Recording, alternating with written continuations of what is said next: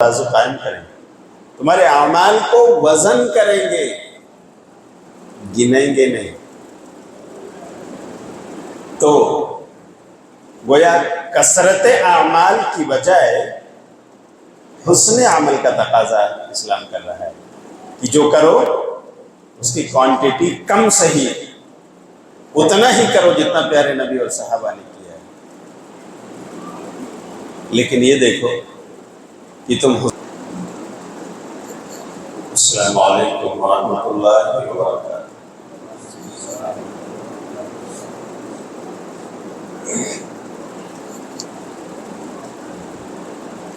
ان الحمد للہ نحمده ونستعینه ونستغفره ونعوذ باللہ من شرور انفسنا ومن سیئات اعمالنا، من يهده الله فلا مضل له ومن يضلل فلا هادي له، واشهد ان لا اله الا الله وحده لا شريك له، واشهد ان محمدا عبده ورسوله۔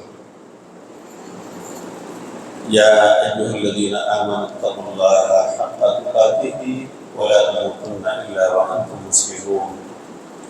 يا أيها الناس اتقوا ربكم الذي خلقكم من نفس واحدة وخلق منها زوجها وبث منهما رجالا كثيرا ونساء، واتقوا الله الذي تساءلون به والأرحام إن الله كان عليكم رقيبا۔ يا أيها الذين آمنوا اتقوا الله وقولوا قولا سديدا يصلح لكم أعمالكم ويغفر لكم ذنوبكم، ومن يطع الله ورسوله فقد فاز فوزا عظيما۔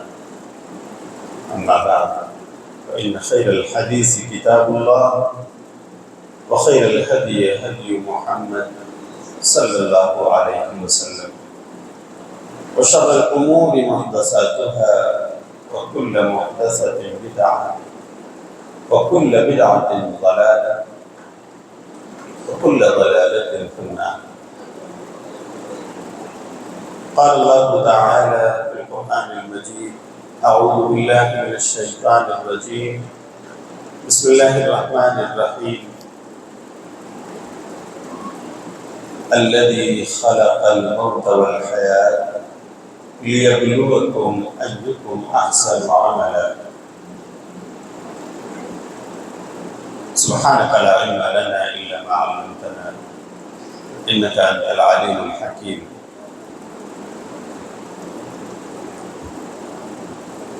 اللهم انفعنا بما علمتنا وعلمنا ما ينفعنا وزدنا علما۔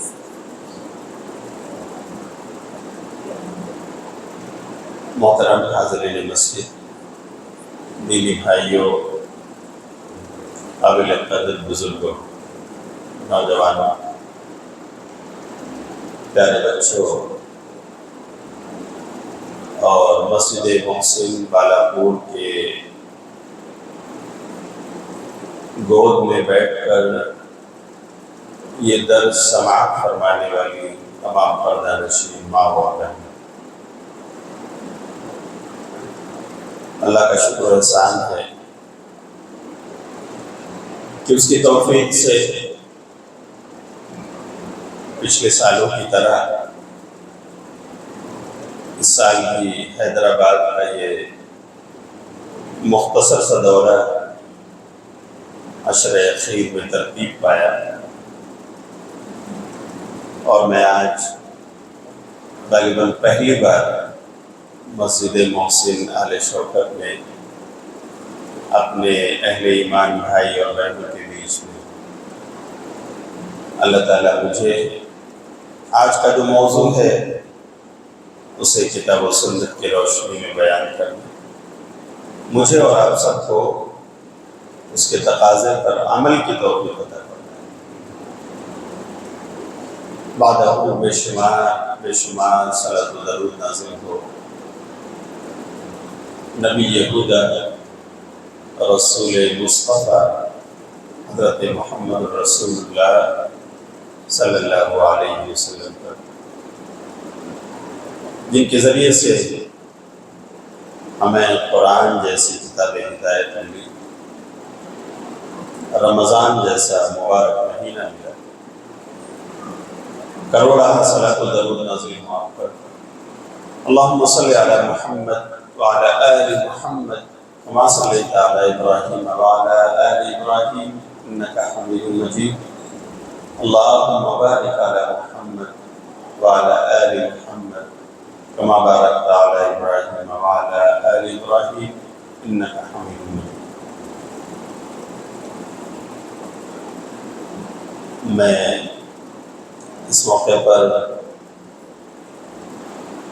مسجد محسن کے ذمہ داران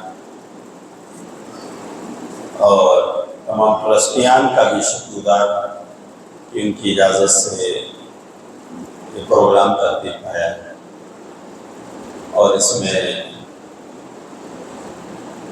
برادر محترم شاداب بھائی قابل شکر و سپاس ہے کہ وہ رمضان کے پہلے ہی سے رابطے میں رہے اور انہوں نے یہ تاریخ لی۔ اللہ تعالیٰ ہماری قوم کے نوجوانوں کو دین سے جڑنے، مساجد کے مشن سے رابطہ رکھنے اور کاروان جمعیت و جماعت کو لے کر چلنے کی توفیق عطا فرمائے۔ میں نے اس مختصر درس کے لیے سورہ ملک کی آیت کا ایک ٹکڑا آپ کے سامنے پڑھا۔ اس میں اللہ تعالیٰ ارشاد فرماتا ہے الذی خلق الموت والحیات،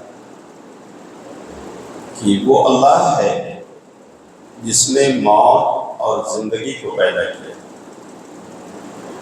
لیبلوکم، اس لیے تاکہ تمہیں آزمائے، ایکم احسن عملا، کہ تم میں سے کون ہے بہتر عمل والا، اچھا عمل کرنے والا، حسن عمل کا پیکر۔ تو قرآن کی آیت گویا ہم سے اپیل کر رہی ہے کہ اے امت محمدیہ کے لوگوں، اے قرآن پڑھنے والوں، اے رب کی توحید کا گن گانے والوں، تم جو عمل کر رہے ہو نا، تم اس بارے میں ہمیشہ اس بات پر نظر رکھو کہ وہ کام بہتر ہے، کیا وہ حسن عمل ہے شریعت کی نظر میں، اللہ کی نظر میں، یا نہیں۔ دوسرے لفظ میں یا دوسرے جملے میں میں کہہ سکتا ہوں کہ قرآن کی آیت ہمیں پیغام دے رہی ہے کہ لوگوں سنو، تم اپنے اعمال پر نظر رکھو کہ ان کی کوالٹی کیا ہے، اس لیے کہ تمہارے اعمال اللہ کے یہاں تولے جائیں گے، اللہ میزان قائم کرے گا۔ وَنَضَعُ الْمَوَازِينَ الْقِسْطَ، اللہ کرے قیامت کے دن ہم انصاف والا ترازو قائم کریں گے، تمہارے اعمال کو وزن کریں گے، گنیں گے نہیں۔ تو گویا کثرت اعمال کی بجائے حسن عمل کا تقاضا اسلام کر رہا ہے کہ جو کرو اس کی کوانٹٹی کم صحیح، اتنا ہی کرو جتنا پیارے نبی اور صحابہ نے کیا ہے، لیکن یہ دیکھو کہ تم حسن عمل کے پیکر ہو کہ نہیں، وہ عمل اچھا ہے کہ نہیں، وہ بہتر بنانے کی کوشش کرو۔ گویا آپ کے ذہن میں سوال پیدا ہو رہا ہوگا کہ پھر حسن عمل کا کرائیٹیریا کیا ہے؟ کسی عمل کو بہتر اور اچھا اللہ کی نظر میں، شریعت کی نظر میں کب کہا جائے گا؟ میرے بھائیوں، اس کی دو بنیادی شرطیں ہیں۔ ہمارا عمل اللہ کی نظر میں، شریعت کی نظر میں اچھا عمل اس وقت قرار پائے گا جب اس میں دو بنیادی شرطیں پائی جائیں گی۔ نمبر ایک کہ وہ عمل اس کا کرنے والا، اسے انجام دینے والا مخلص ہو، صرف اللہ کو راضی کرنے، اللہ کی رضا جوئی حاصل کرنے کے لیے اخلاص اور للہیت کے ساتھ اس کو وہ انجام دے۔ یہ سب سے بنیادی شرط ہے۔ ورنہ میرے بھائی اگر آپ سیرت پڑھیں گے نا تو آپ دیکھیں کہ مسجد نبوی میں، مدینہ منورہ کے اندر پیارے نبی صلی اللہ علیہ وسلم کے مقتدیوں کا دو گروہ تھا۔ ایک جماعت وہ تھی جس میں ابو بکر و عمر، عثمان و علی، عشرہ مبشرہ اور دیگر صحابہ کرام رضی اللہ عنہم اجمعین۔ انہوں نے بھی نبی کے پیچھے آپ کی اقتداء میں نماز پڑھی اور صرف اللہ کو راضی کرنے، اللہ کی رضا جوئی پانے کے لیے مخلص ہو کر اخلاص اور للہیت کے ساتھ انہوں نے انجام دیا کہ اللہ تمہارا یہ عمل قبول کر لے، ہمیں اپنی جنت عطا فرما۔ تو اللہ تعالیٰ نے ان کو اسی دنیا میں جنت کی بشارت اللہ نے سنا دی۔ والسابقون الاولون من المہاجرین والانصار والذین اتبعوهم بإحسان رضی اللہ عنہم ورضوا عنہ۔ اللہ نے اعلان فرما دیا کہ یہ انصار و مہاجرین جو ایمان لانے میں سابق اور مقدم ہیں، پہلے ایمان لائے ہیں، اور پھر ان کی کوشش اور کاوش پر بعد میں دوسرے لوگ ایمان لائے ہیں پیروی کرتے ہوئے، اللہ ان سب سے راضی اور یہ اللہ سے راضی۔ اور اللہ نے ان کے لیے وَأَعَدَّ اللَّهُ لَهُمْ جَنَّاتٍ تَجْرِي تَحْتَهَا الْأَنْهَارُ خَالِدِينَ فِيهَا أَبَدًا ذَلِكَ الْفَوْزُ الْعَظِيمُ۔ اللہ نے ان کے لیے جنتیں تیار کر رکھی ہیں جس میں یہ ہمیشہ ہمیش رہیں گے، جن جنتوں کے نیچے نہریں بہ رہی ہیں اور اس میں وہ ہمیشہ رہیں گے۔ ذَلِكَ الْفَوْزُ الْعَظِيمُ۔ قرآن کہتا ہے سب سے بڑی کامیابی، عظیم کامیابی۔ اس کے بعد بھی کوئی کامیابی ہے میرے بھائی؟ آدمی پیدا ہی اس لیے ہوا ہے کہ وہ نیک اعمال کر کے اللہ کو راضی کر لے، اس کی بنائی ہوئی جنت میں داخل ہو۔ یہیں پر ان صحابہ کو جنت کی بشارت ملی۔ کیوں میرے بھائی؟ اپنے اعمال میں مخلص تھے، وہ جو بھی کرتے تھے اپنے رب کو راضی کرنے کے لیے کرتے تھے۔ لیکن مجھے بتاؤ کہ اسی مسجد نبوی میں ایک اور جتھا، ایک اور گروہ تھا جو نماز پڑھتا تھا، 5 وقتہ نمازی، حتیٰ کہ عشاء اور فجر کی نماز میں بھی وہ گروہ حاضر ہوتا تھا۔ لیکن قرآن نے کہا ہے یراؤون الناس ولا یذکرون اللہ فیہا الا قلیلا۔ وہ نماز اس لیے پڑھنے آتے تھے کہ لوگ دیکھیں، انہیں لوگ نمازی کہیں،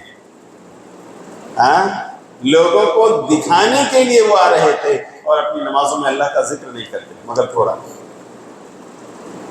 ان کی نماز کا مقصد اللہ کی جنت کو پانا نہیں، اللہ کو راضی کرنا نہیں، ان کا مقصد تو یہ تھا کہ بس لوگ یہ سمجھیں کہ ہم بھی مسلمان ہیں، ہم بھی مومن ہیں، اور جب کبھی انہیں فائدہ ملے اور کوئی میدان کارزار فتح کر کے آئیں تو مال غنیمت میں ہمارا بھی حصہ لگے، اور جب کبھی یہ ہار جائیں تو یہ مشرکین کفار اہل کتاب جو ہمارے دوست ہیں، ہم ان سے بھی اپنا فائدہ لوٹتے رہیں، حاصل کرتے رہیں۔ صرف دنیا کمانا ان کا مقصد تھا، لوگوں کو راضی کرنا ان کا مقصد تھا، اللہ کی رضا جوئی ان کا مقصود نہیں تھی۔ تو پھر کیا ہوا؟ اللہ نے فرمایا ان المنافقین فی الدرک الاسفل من النار۔ یہ جو جتھا ہے نا منافقوں کا، باوجود اس کے کہ یہ 5 وقتہ نمازی ہوں، لیکن کہاں جائے گا بولو بھائی؟ جہنم کے سب سے نچلے طبقے میں۔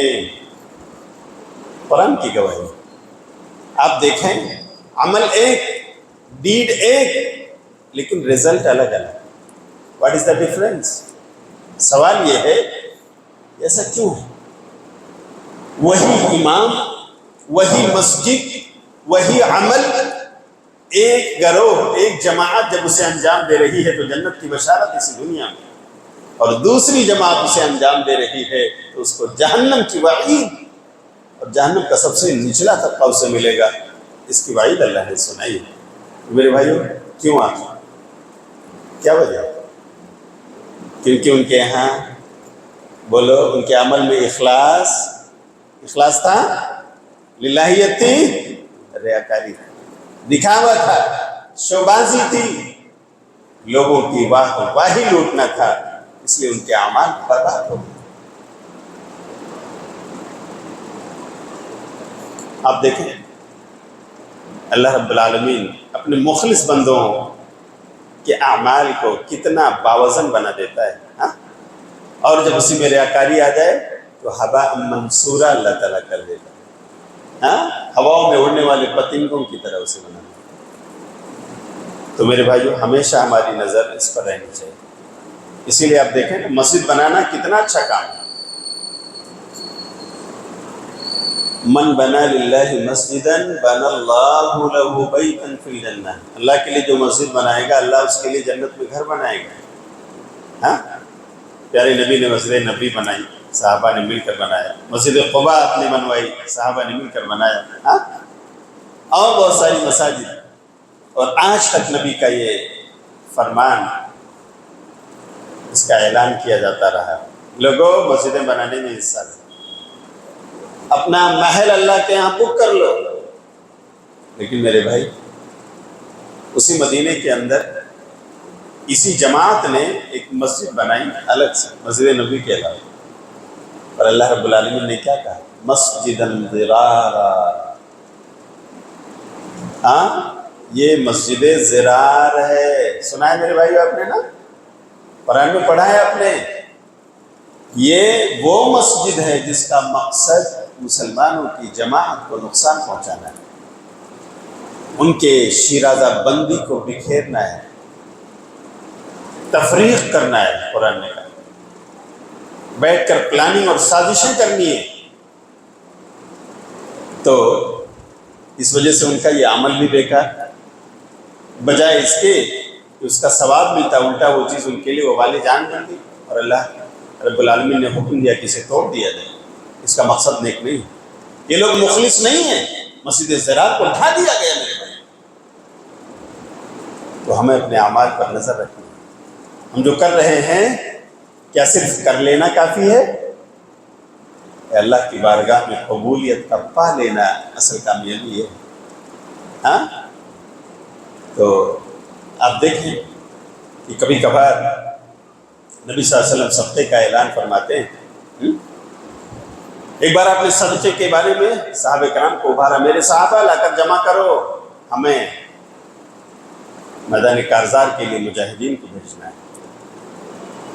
حضرت عمر رضی اللہ تعالیٰ عنہ بہت خوش ہوئے، آج تو میرے پاس بہت مال ہے، اللہ نے دے رکھا ہے، آج میں اگر چاہوں تو اپنے ساتھی ابو بکر کو پیچھے کر سکتا ہوں۔ اللہ اکبر، حسن عمل میں بازی جیتنے کی کوشش، ریاکاری میں آگے بڑھنے کی کوشش۔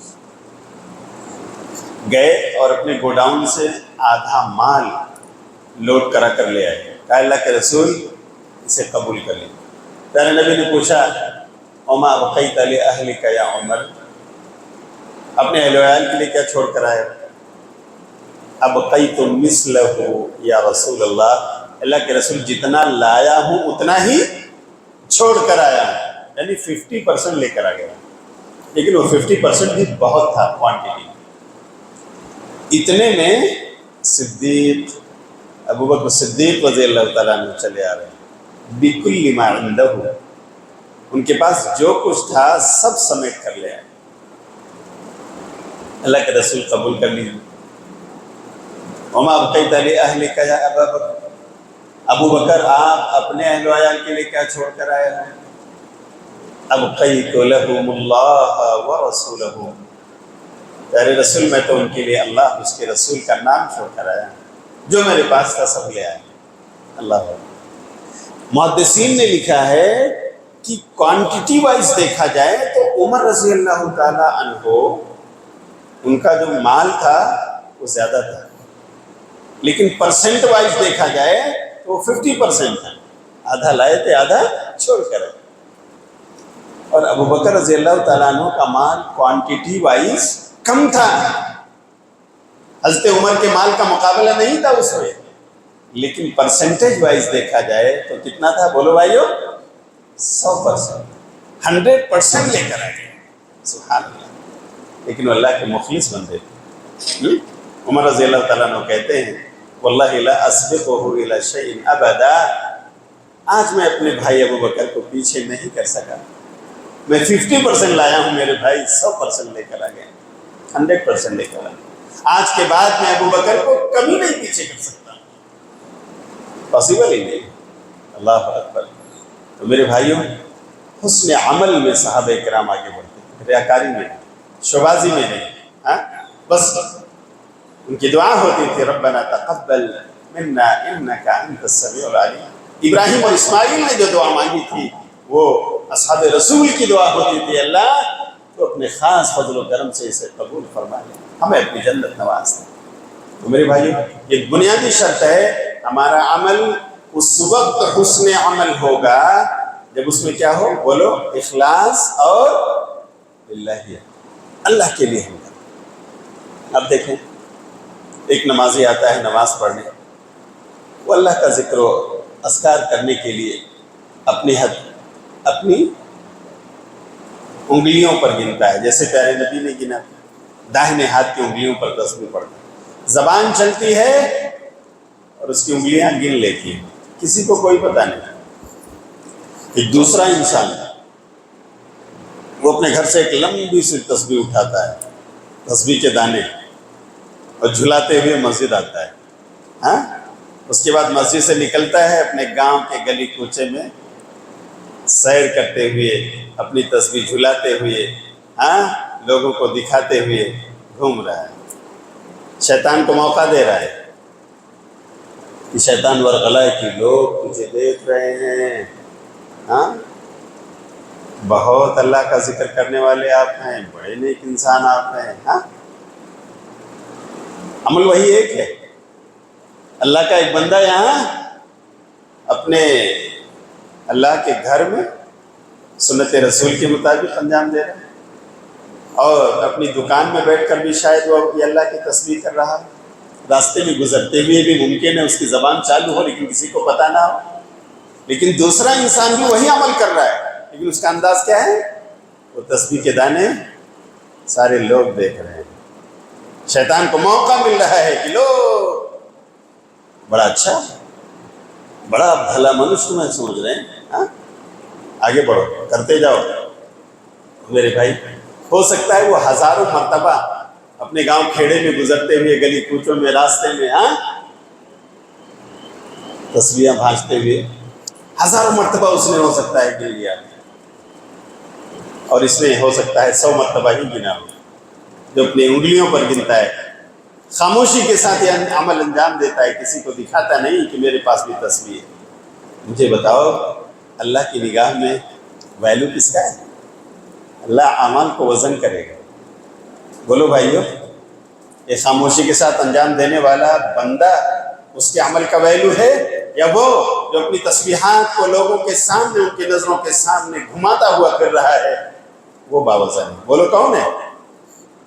جو اخلاص کے ساتھ اسے انجام دے رہا ہے۔ اس لیے میرے بھائیو، ہمیں ان تمام شیطانی راستوں سے اپنے عمل کو بچانا ہے، ہاں اخلاص کا پیکر بننا ہے، تب اللہ ہمارے اعمال کو قبول فرمائے گا، اور وہ اعمال باوزن ہوں گے اللہ کے ہاں میزان میں۔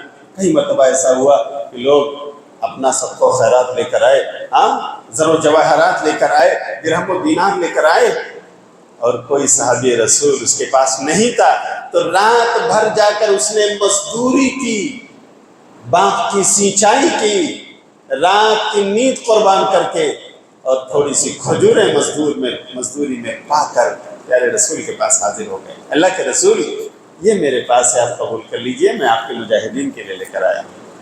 پیارے نبی نے ان کھجوروں کو، جو چند کھجوریں تھی، رات بھر جاگ کر کے مزدوری کر کے اس نے کمایا تھا، اللہ کے رسول نے پورے ڈھیر پر اسے لا کر کے پھیلا دیا، کہا یہ اللہ کے اس بندے کی مزدوری ہے جو تمام لوگوں پر بھاری ہے. سبحان اللہ. تو اللہ کو میرے بھائیوں کوانٹٹی مطلوب نہیں ہے، اسے عمل کی کوالٹی چاہیے. ہاں ہمیشہ ہماری نظر اس پر. اب آپ دیکھ لو ہم لوگ 8 اور 3 کتنا پڑھتے ہیں تراویح؟ بولو بھائیوں پوری کتنا ہوتی ہے؟ 8 اور 3 11. نبی صلی اللہ علیہ وسلم کی سنت عادت میں زیادہ نہیں ہے. الحمدللہ ہمارے ائمہ کرام حفاظ کرام سکون کے ساتھ قرآن کی تلاوت کرتے ہیں، رکوع اور سجدوں میں دعائیں بھی مانگتے ہیں، بڑے پرسکون انداز میں گھنٹے لگ جائیں کوئی بات نہیں، اللہ کی عبادت کر رہے ہیں. لیکن یہی پاس پڑوس کی بعض مسجدوں میں جائیے، وہ کہتے ہیں کہ بھائی 8 زیادہ ہے کہ 20 زیادہ ہے. ہاں بھائی 20 زیادہ ہے تو ہم 20 پڑھ رہے ہیں، ہم زیادہ پائیں گے. لیکن کیسے پڑھ رہے ہو میرے بھائیوں؟ ذرا یہ دیکھیں، کیا تمہارے حفاظ قرآن تلاوت قرآن کا حق ادا کر رہے ہیں یا صرف یعلمون اور تعلمون سمجھ میں آ رہا ہے؟ اور بتاؤ کیا اس نماز کے رکوع اور سجدوں کا حق ادا ہو رہا ہے؟ میں خود اپنی زندگی کا تجربہ رکھتا ہوں. ایک آدھ بار ایسا اتفاق ہوا ہے کہ ہم پہنچ گئے ایسی مسجد میں اور اتفاق سے تراویح چل رہی تھی. ہم نے عشاء کی نیت سے ہم نے اپنی نیت باندھ لی کہ چلو جماعت کھڑی ہے، عشاء ان کی ہو گئی ہے، تراویح چل رہی ہے، ہم ان کے پیچھے عشاء پڑھ لیں. لیکن اس بیچ میں رکوع اور سجدوں کی کیفیت ایسی تھی میرے بھائیوں، کھٹا کھٹ فٹا فٹ، کہ 3 مرتبہ بھی سبحان ربی العظیم سبحان ربی الاعلیٰ ہم نہیں پڑھ سکتے. اللہ کی قسم نہیں پڑھ سکتے. الامان والحفیظ. بتائیے ایسا عمل اللہ کیسے قبول کرے کہ رکوع سے اٹھے نہیں اور سجدے میں چلے گئے، ایک سجدے سے پوری طرح اٹھے نہیں کہ دوسرے سجدے میں چلے گئے. کیا تیز رفتاری کے ساتھ یہ نماز ادا ہو رہی. ابھی گلبرگہ میں 4 رکعت ہمارے امام صاحب پڑھا رہے تھے. 4 رکعت ان کی جب ختم ہوئی تو بغل کی مسجد میں 20 رکعت اور وتر ختم، صلاۃ و سلام پڑھ رہے ہیں. اب آپ اندازہ کرو میرے بھائی اس کوانٹٹی کا اللہ کی نظر میں کیا ویلیو ہوگا. جہاں پر نماز کی بے حرمتی، جہاں پر تلاوت قرآن کی بے حرمتی، اللہ کو ایسا عمل کیسے قبول؟ جبکہ پیارے نبی صلی اللہ علیہ وسلم اپنے ایک صحابی سے کہتے ہیں صلی فإنک لم تصلی ارجع فصلی فإنک لم تصلی، جاؤ پھر سے نماز پڑھو، آپ نے نماز نہیں پڑھی. پھر جا کے وہ پڑھتے ہیں. پھر نبی کہتے ہیں ارجع فصلی فإنک لم تصلی، جاؤ پھر سے نماز پڑھو، آپ کی نماز نہیں ہوئی. پھر جا کے پڑھو.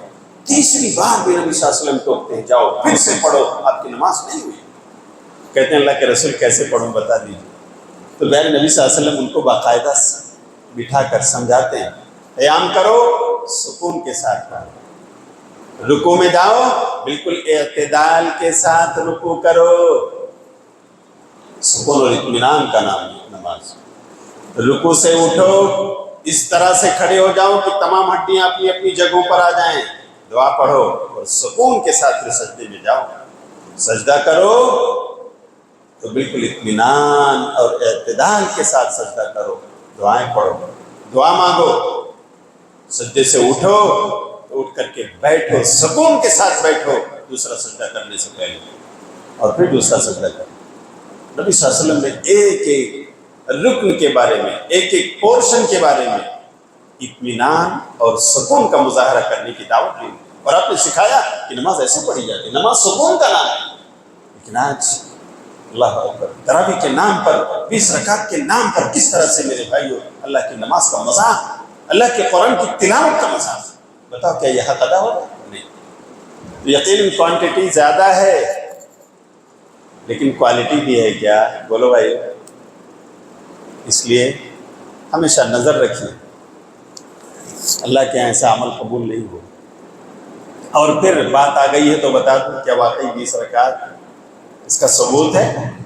تو میرے بھائیو خود ہمارے یہ بھائی جو کہتے ہیں نا کہ 20 رکعت سنت ہے، خود ان کے علماء نے کہا ہے، علامہ انور شاہ کشمیری رحمۃ اللہ علیہ اور دیگر علماء نے گواہی دی ہے کہ سچ یہ ہے کہ پیارے نبی سے جو ثابت ہے وہ 8 اور 3 ہے. دلیل اسی کا ساتھ دے رہے ہیں. 20 کے حوالے موجود نہیں ہیں۔ حتیٰ کہ جو لوگ کہتے ہیں کہ عمر بن خطاب رضی اللہ تعالیٰ عنہ نے 20 رکعت پڑھوائی تھی، یہ دعویٰ بھی غلط ہے۔ جو صحیح ہے وہ یہ ہے، موطا امام مالک کتاب الصلاۃ حدیث نمبر 3 اور 4 پڑھیے۔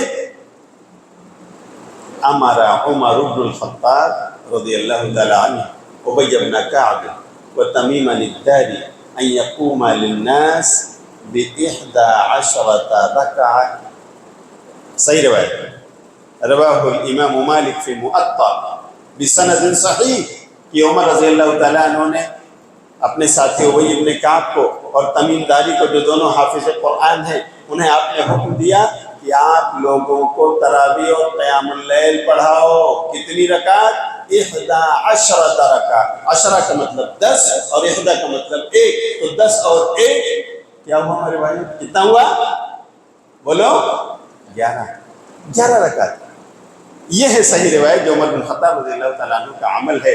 آپ نے اپنے ساتھیوں سے کہا تھا یہ بات غلط ہے، 20 رکعت سنت سے ثابت۔ ہاں، اسی لیے میرے بھائیوں، عمل اس کی کوالٹی کیا ہے ہمیں یہ چیک کرنا ہے، بہت ضروری ہے، ورنہ اللہ کی نظر میں ہمارے اعمال اکارت ہو جائیں گے، ہباء منصورا اللہ تعالیٰ بنا دے گا۔ اللہ ہمیں اخلاص نیت کی توفیق عطا فرمائے۔ تو پہلی اور بنیادی شرط ہے ہمارا عمل اچھا اور بہتر کب ہوگا؟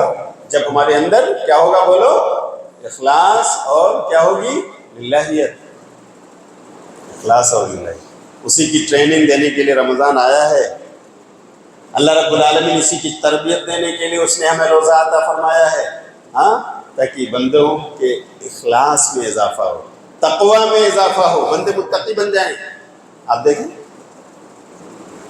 کہ آپ نماز پڑھتے ہیں، تمام لوگ دیکھتے ہیں، آپ حج کرنے جاتے ہیں، دنیا کے سامنے آپ سب لوگ آپ کے ساتھ طواف کر رہے ہیں، عمرہ کرتے ہیں تو بھی یہی حال، صدقہ و خیرات بانٹتے ہیں تو بھی لوگ دیکھ رہے ہیں، زکوٰۃ آپ دے رہے ہیں تب بھی دینے والے کو پتہ چل رہا ہے، لینے والے کو پتہ چل رہا ہے، کوئی نہ کوئی دیکھ رہا ہے۔ لیکن روزہ ایک ایسا عمل ہے کہ جب تک روزے دار نہ بتا دے کہ میں روزے سے ہوں، کسی کو پتہ چلے گا؟ بولو بھائی، نہیں۔ اس لیے کہ روزے دار اپنے گھر میں ہو سکتا ہے بیٹھ کر، اس کا ریفریجریٹر ہے، اس کا فریج ہے، وہاں ٹھنڈی بوتل رکھی ہوئی ہے، اپنے کمرے میں گیا، اس نے نکالا اور پی لی۔ آپ اسے روزے دار سمجھتے ہو، لیکن حقیقت میں وہ روزہ توڑ چکا ہے۔ وہ نوجوان شادی شدہ ہے، اللہ رب العالمین نے منع کیا، شریعت میں منع ہے کہ آپ دن میں اپنی وہ بیوی جو آپ کے لیے رمضان کے علاوہ ہر لمحے آپ کے لیے حلال ہے، وہی بیوی اب دن میں آپ کے لیے اپروچ کرنا جائز نہیں، بچو جب تک روزے سے ہو۔ لیکن ایک نوجوان اپنے کمرے میں جاتا ہے قیلولہ کرنے، وہ اور اس کی بیوی اپنی خواہشات کی تکمیل کرتے ہیں، لیکن میرے بھائیو سارے گھر والے سمجھتے ہیں کہ روزے سے، مسجد والے سمجھتے ہیں کہ روزے سے، لیکن صرف اللہ کو پتہ ہے کہ روزہ توڑ چکے، یہ مجرم ہے اللہ کی نظر میں، انہیں اس کا ہرجانہ اور اس کا جرمانہ بھرنا ہے۔ روزہ ایک ایسا عمل ہے جس کے بارے میں نبی صلی اللہ علیہ وسلم کہتے ہیں، اللہ فرماتا ہے، صحیح بخاری کی روایت، کل عمل ابن آدم لہ الا الصوم، کہ ابن آدم کے تمام عمل کا ثواب فکس ہے سوائے روزے کے، فإنہ لی وأنا أجزی بہ، یہ روزہ تو میرے لیے رکھتا ہے میرا بندہ یا میری بندی، اور میں ہی اس کو اس کا بدلہ دوں گا، اللہ فرماتا ہے۔ سبحان اللہ۔ اس لیے کہ میرے بھائیوں، اس کے بارے میں صحیح جانکاری رکھنے والا کون ہے؟ اللہ رب العالمین ہے۔ ایک حدیث میں آپ کو سنا دوں کہ روزہ کتنا عظیم ہے، جو ہمیں اخلاص، للہیت اور تقوی کی تربیت دینے کے لیے آیا ہے، اللہ نے ہمیں عطا فرمایا۔ شیخ صالح ابن عثیمین رحمۃ اللہ علیہ نے اپنی کتاب دروس رمضان میں نقل کیا ہے ایک روایت کو، کہ قیامت کے دن ایک شخص آئے گا نمازیں لے کر، روزے لے کر، حج اور عمرہ لے کر، ماں باپ کی خدمت لے کر، صدقہ و خیرات لے کر، بہت ساری نیکیاں، لیکن کچھ لوگ آ کر کے دعوے دار بنیں گے، کہیں گے اللہ اس بندے نے مجھ پر ظلم ڈھایا تھا، اس نے میرا حق مارا تھا، تو اللہ ہمیں ہمارا حق دلا دے، اللہ ہمیں انصاف دلا دے۔ اللہ تو جانتا ہے کس نے کس کا حق مارا ہے۔ اللہ تعالیٰ اس نیک بندے کی نیکیاں اٹھا اٹھا کر ان مظلوموں کو، حقداروں کو تقسیم کرے گا، لے لو اپنا اپنا حق۔ پھر اللہ کہے گا فرشتوں میرے اس بندے کی جھولی میں کچھ بچا ہے؟ حالانکہ اللہ جانتا ہے، اللہ تو علام الغیوب ہے، اللہ کو سب پتہ ہے، لیکن اللہ حجت قائم کرنا چاہتا ہے، دلیل قائم کرنا چاہتا ہے فرشتوں کے ساتھ۔ فرشتے کہتے ہیں اللہ اس کے پاس ایک نیکی بچی ہے، کون سی ہے؟ کہا وہ روزہ ہے اللہ، اس کا روزہ بچا ہوا ہے۔ اللہ جواب دیتا ہے فرشتوں تم گواہ بن جاؤ، اس بندے نے روزہ میرے لیے رکھا تھا اور میں اسی ایک نیکی کے عوض اس کی برکت سے اس کو اپنی جنت عطا کر رہا ہوں، لے جاؤ اسے جنت میں داخل کر۔ سبحان اللہ، یہ ہے روزہ کی عظمت۔ اس لیے کہ بندہ اس میں مخلص ہوتا ہے، جو روزوں کے تقاضوں کو پورا کرتا ہے۔ صرف اللہ اور اس بندے کے درمیان یہ چیز ہوتی ہے، دنیا نہیں جانتی۔ تو میرے بھائیوں، اللہ کو ہمارے اعمال کی کوالٹی چاہیے، معیار، تب اللہ ہمارے اعمال کو باوزن سمجھے گا۔ ورنہ میرے بھائیوں پھر اللہ کو ان اعمال سے کیا مطلب، اللہ کا کیا فائدہ؟ ہم 20 پڑھیں 40 پڑھیں جو بھی پڑھیں، اللہ کی بادشاہت میں کچھ اضافہ ہو سکتا؟ بولو نہیں۔ دنیا بھر نافرمان بن جائے، اللہ کی بادشاہت میں کوئی کمی ہو سکتی؟ نہیں۔ اللہ کو سے کیا مطلب؟ وہ ہمارا بھلا چاہتا ہے کہ ہمارے بندے مخلص بن جائیں تاکہ وہ میری بنائی ہوئی جنت پالیں۔ تو سب سے بنیادی شرط ہے کہ ہمارے اندر اخلاص ہو للہ۔ اچھا، دوسری شرط کیا ہے؟ کہ ہمارا عمل اس وقت نیک عمل یا حسن عمل کہا جائے گا جب سنت رسول کے مطابق ہو۔ پیارے رسول نے جیسے کیا ہے ویسے ہم کریں گے، تب وہ حسن عمل ہوگا، اچھا اور نیک عمل کہا جائے گا۔ اگر ہمارا طریقہ بدل گیا میرے بھائیو پھر وہ حسن عمل نہیں ہے۔ آپ نے ابھی آج کی مغرب کی نماز ادا کی ہے، مغرب کی نماز کتنی پڑھتے ہیں ہم لوگ میرے بھائی؟ بولو 3 رکعت۔ کوئی آئے اور کہے کہ مولانا بتائیے 3 زیادہ ہے کہ 4 زیادہ ہے؟ تو بولو بھائی زیادہ کیا ہے؟ 4 زیادہ ہے۔ تو مولانا ہم عشاء 4 پڑھتے ہیں، ہم ظہر 4 پڑھتے ہیں، ہم عصر 4 پڑھتے ہیں، 4 تو زیادہ ہے نا، تو مغرب کی نماز بھی 3 آج سے ہم پڑھیں گے، 3 کے بجائے 4 پڑھیں گے، 3 کے مقابلے 4 زیادہ ہے، زیادہ پڑھیں گے زیادہ ثواب پائیں گے۔ تو میرے بھائیو کیا کہتے ہو آپ، ثواب ملے گا؟ 3 کے بجائے 4 اگر پڑھی جائے مغرب کی نماز فرض تو ثواب ملے گا اس کو؟ نہیں ملے گا۔ وجہ سنت رسول کی مخالفت، ہمارا وہ عمل نبی کے طریقے کے خلاف ہے، اس لیے وہ باوزن نہیں، اس کا ویلیو اللہ کی نگاہ میں نہیں ہے، الٹا وہ چیز وبال جان بن جائے گی، ثواب کے بجائے عقاب اور سزا ہمارے لیے مقدر ہو جائے گی۔ تو میرے بھائیو سنت رسول کی حفاظت یہ بھی ضروری ہے، تب ہمارا عمل اچھا عمل کہا جائے گا، بہتر عمل کہا جائے گا، اور انشاءاللہ اللہ کے ہاں قبول کیا جائے گا، باوزن ہوگا۔ اس لیے ہمیشہ میں جب یہ ٹاپک چھیڑتا ہوں تو یہ کہتا ہوں کہ لوگوں کوانٹٹی پر اللہ کی اتنی نظر نہیں ہے، اللہ کی نظر کس پر ہے؟ بولو ہمارے کوالٹی پر۔ دیکھو کہ وہ چھوٹا سے چھوٹا عمل جو کر رہے ہو کیا وہ واقعی اللہ کے لیے ہے، اخلاص ہے، للہیت ہے؟ اللہ کی قسم وہ بہت بڑا عمل ہے اللہ کی نگاہ میں، باوزن ہے اللہ کی نگاہ میں، لیکن اگر ریاکاری ہے تو سب کا سب برباد ہے۔ اللہ ہم سب کو حسن عمل کی توفیق عطا فرمائے، آمین۔ وآخر دعوانا ان الحمد للہ رب العالمین۔ السلام علیکم ورحمۃ اللہ وبرکاتہ۔